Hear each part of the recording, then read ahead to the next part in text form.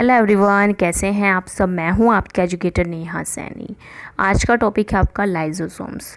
तो lysosomes mainly क्या होते हैं। Lysosomes are the small simple tiny spherical shake like structure evenly distributed in the cytoplasm. देखो ये आपका क्या है, साइटोप्लाज्म है। इसके अंदर क्या होंगे, इवनली डिस्ट्रीब्यूटेड आपके क्या होते हैं, लाइसोसोम्स होते हैं। लाइसोसोम्स जो होते हैं मेनली स्फेरिकल सेक लाइक स्ट्रक्चर होती है इनकी, जो कि हर जगह क्या होते हैं, डिस्ट्रीब्यूटेड होते हैं। कुछ इस तरह की स्ट्रक्चर आपकी देखने के लिए मिलेगी आपको लाइसोसोम की। इस तरह की गोले गोले की तरह स्ट्रक्चर होगी मेनली। इसके अंदर जो अंदर वाले जो आपके एंजाइम्स हैं, ठीक है, उनको हम बोलते हैं हाइड्रोलाइटिक एंजाइम्स। और बाहर इसके क्या होती है, एक लिपिड लेयर होती है। ये क्या होगी, लिपिड लेयर होगी। ओके, इसके बाहर जो होती हैं आपको मेम्ब्रेन मिलेगी जो कि ट्रांसपोर्ट करती है प्रोटीन्स को। ओके, एक बार और आपको स्ट्रक्चर बना के दिखाती हूँ मैं। सो देखो कुछ इस तरह की स्ट्रक्चर आपको देखने के लिए मिलेगी। ये है आपकी लिपिड लेयर, ठीक है। अब इस लिपिड लेयर के अंदर आपको जो देखने के लिए मिलेगा, इसके अंदर आपको देखने के लिए मिलेगी एक और, जिसको हम बोलते हैं, जिसके अंदर होते हैं आपके हाइड्रोलाइटिक एंजाइम्स। यहाँ पे मिलेंगे आपको हाइड्रोलाइटिक एंजाइम्स, ठीक है। ये वाले ग्रीन वाली है आपकी लिपिड लेयर। अब इस लिपिड लेयर के बाहर एक और लेयर होती है जिसको हम क्या बोलते हैं, मेम्ब्रेन बोलते हैं, ठीक है, जो कि ट्रांसपोर्ट करती है प्रोटीन्स को। इस तरह की गोले गोले इसी की तरह की स्ट्रक्चर होती है आपके लाइपोसोम्स की, स्फेरिकल लाइक स्ट्रक्चर होती है। ओके, मेनली इसका क्या काम है, मेनली जो आपके लाइसोसोम्स होते हैं वो क्या करते हैं, ये small rounded vesicles like structures होती हैं। इनके अंदर क्या होते हैं, हाइड्रोलाइटिक एंजाइम्स प्रेजेंट होते हैं और ये कैपेबल होते हैं डाइजेस्टिंग और breaking down the all organic material. यानी कि इनके अंदर कुछ डाइजेस्टिव एंजाइम्स भी प्रेजेंट है जो कि कैपेबल हैं ब्रेक डाउन करने के लिए, किसी भी ऑर्गेनिक मैटर को उसको डाइजेस्ट करने के लिए। ओके, मेनली ये कहाँ से बनते हैं, ये बनते हैं आपके एंडोप्लाज्मिक रेटिकुलम से। And they are found in eukaryotic cell mostly in animals. Mostly animals के अंदर आपके लाइसोसोम्स होते हैं।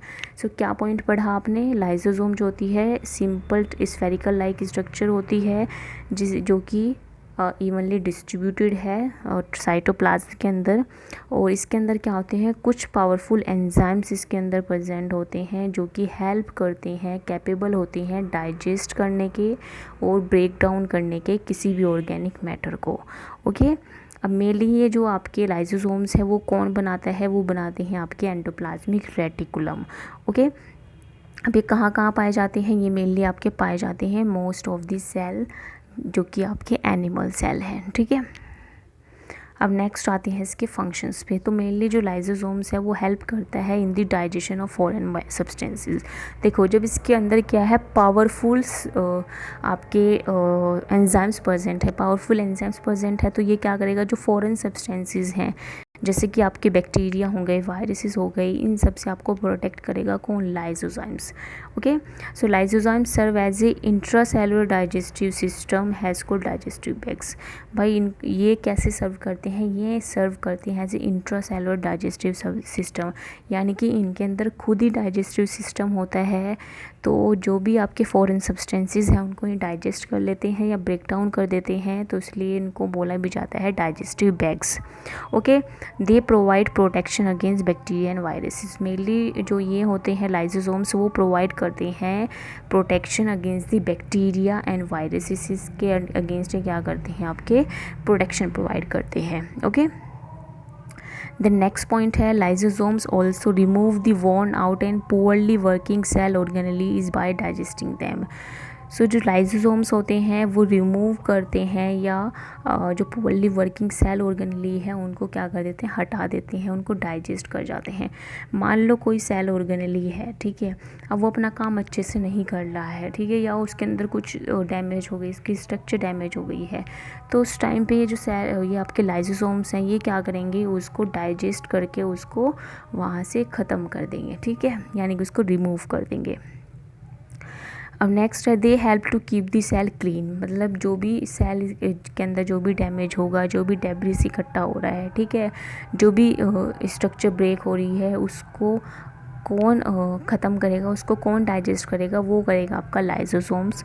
यानी कि सेल को क्लीन करने का काम आपका कौन करता है, लाइसोसोम्स करते हैं। जैसे झाड़ू क्या करती है, आपके घर को साफ़ करती है, ऐसे लाइसोसोम जो होते हैं वो आपके सेल को साफ़ करते हैं। ओके, तो इनको हम स्कैवेंजर्स भी बोलते हैं, सेलुलर हाउस कीपर भी बोलते हैं। ठीक है, ये अपना जो सेल है उसका ध्यान रखती है। ठीक है, वो उसके अंदर कुछ कचरा तो नहीं पड़ा है, या कोई सेल डैमेज तो नहीं हो रही है, कुछ सेल्स ख़राब तो नहीं हो रही है, तो उन सबको रिमूव करने का काम आपका कौन करता है, लाइसोसोम करते हैं। ओके, नेक्स्ट पॉइंट है during breakdown of cell structure when the cell get damaged lysosome may burst. भाई जैसे ही इसको पता चलेगा कि कोई सेल स्ट्रक्चर जो है वो डैमेज हो रखी है या ब्रेकडाउन हो रखी है, तो उसी टाइम ये क्या होगा, ये लाइसोसोम फट जाएगा, मतलब बर्स्ट होगा, और इसके अंदर से जितने भी एंजाइम्स होंगे वो बाहर आएंगे। ठीक है, एंजाइम्स जैसे ही बाहर आएंगे, क्योंकि इसके अंदर जितने भी एंजाइम्स हैं वो क्या है, पावरफुल एंजाइम्स है, वो क्या करेंगे, उस सेल को खा जाएंगे। ठीक है, उसको एंगल्फ कर लेंगे और उसको पूरी तरह से खा जाएंगे, और खाने के बाद क्या होगा, उसको डाइजेस्ट कर जाएंगे। ठीक है, यानी कि उसकी क्लीनिंग कर देंगे प्रॉपर से, जो सेल के अंदर जितना भी आपका डेब्रिस वगैरह या जितने भी टूटे फूटे सामान था उस सबको ये क्या करके निगल गए, और इन्होंने क्या किया, पूरी सेल को साफ़ कर दिया। तो इसलिए इनको बोला जाता है सुसाइडल बैग ऑफ सेल। अगर सुसाइडल बैग बोला जाए, यानी कि सुसाइड से रिलेटेड अगर आप टर्म्स यहाँ देख रहे हैं, तो वो कहाँ पे यूज़ हो रही है, लाइसोसोम के अंदर। सो सुसाइड बैग जो होते हैं सेल के, यानी कि सेल के अंदर अगर कुछ भी डैमेज हुआ या कुछ भी उसको ऐसा कुछ मिला जो कि फॉरेन सब्सटेंस है, तो उसको कौन ईट कर जाएगा, उसको ईट करेगा आपका lysosomes. Okay, so mainly lysosomes are called the suicide bags of a cell. इतना समझ में आया? एक बार छोटा सा रिवाइज कराऊँ तो राइबोसोम्स क्या होते हैं, स्फेरिकल और सैक लाइक स्ट्रक्चर होती है आपकी, जो कि पूरे साइटोप्लाज्म के अंदर इवनली डिस्ट्रीब्यूटेड है। ओके, इसके अंदर क्या होते हैं, आपके पावरफुल एंजाइम्स प्रेजेंट है। ये एंजाइम्स मेनली सेल को हेल्प करते हैं क्लीन करने के लिए, और जो भी उसका जो सेल है उसको प्रोटेक्ट करते हैं फॉरेन सब्सटेंसेस से, जैसे कि आपके बैक्टीरिया हो गए, ठीक है, या वायरसेस हो गए, इन सब से वो क्या करते हैं, आपकी सेल को बचा के रखते हैं, जिससे क्या होगा, जो सेल है वो प्रोटेक्ट रह सके बैक्टीरियल इन्फेक्शन से। ठीक है, यानी कि इन्फेक्शन से बचाने के लिए सेल को लाइसोसोम बहुत इंपॉर्टेंट रोल प्ले करते हैं।